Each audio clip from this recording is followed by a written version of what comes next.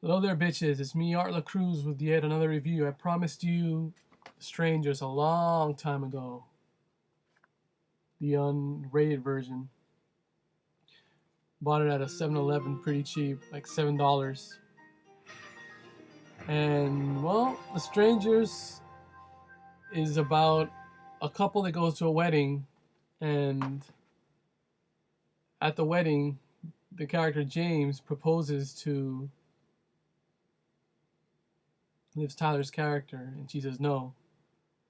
And pretty much he goes out to go do something, and she's left alone. When she's left alone, there was a woman that had knocked on the door earlier when they were both there and asking for someone, and she obviously had the wrong house, and she leaves. They were like pretty weirded out by the whole situation because it was like 4 in the morning, and then she comes back bugging Liv Tyler, and then they start really scaring her by knocking on the doors and making all kinds of weird noises outside the house. So that's what the movie's about. And let me look at my notes here. It was directed by Brian Bertino, who also wrote it too. Starring Liv Tyler, Scott Spielman, and the guy, I forget what his name is, Glenn Horton from It's Always Sunny in Philadelphia. Watch for him. And edited by Kevin Gruppert. And it's not really scary.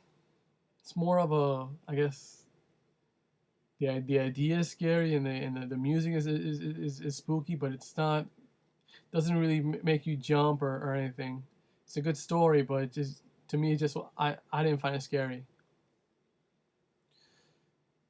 But I still enjoyed the film. The effects, it's not really too gory either. The camera angles were nice. The use of Steadicam.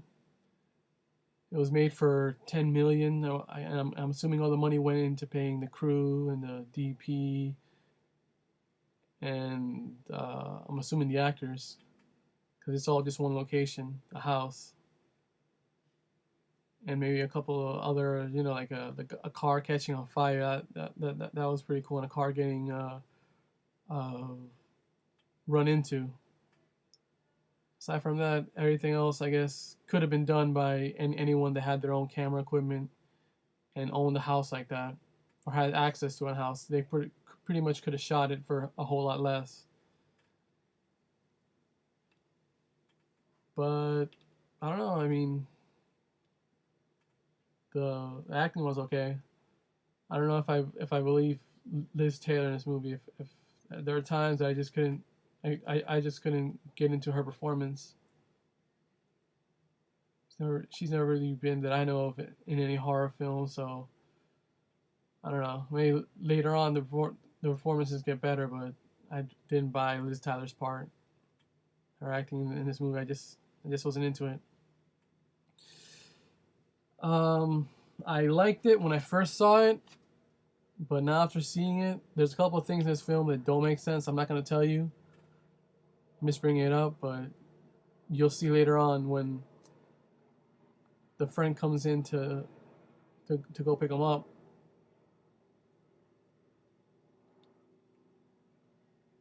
That whole sequence when he comes into the house doesn't make any sense. Forgot to mention that, but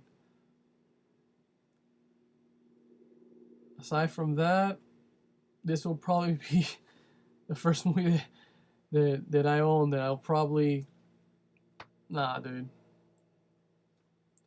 This movie's going in the trash.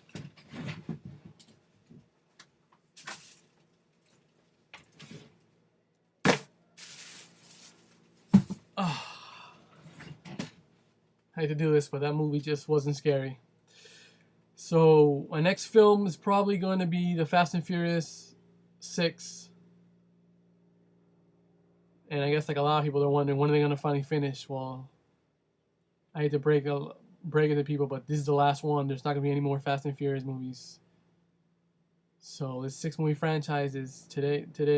I'm gonna watch it at Aventura Mall. It's done, so they can move on and do other projects. Because after a while, these films start to, I guess, get boring. even though there's a lot of action and a lot of car chases and shooting and guns and weapons. But after a while, I think people would get tired of the same old thing. So that's it. So I mean, my next movie to review. Well, until later, bitches. Peace.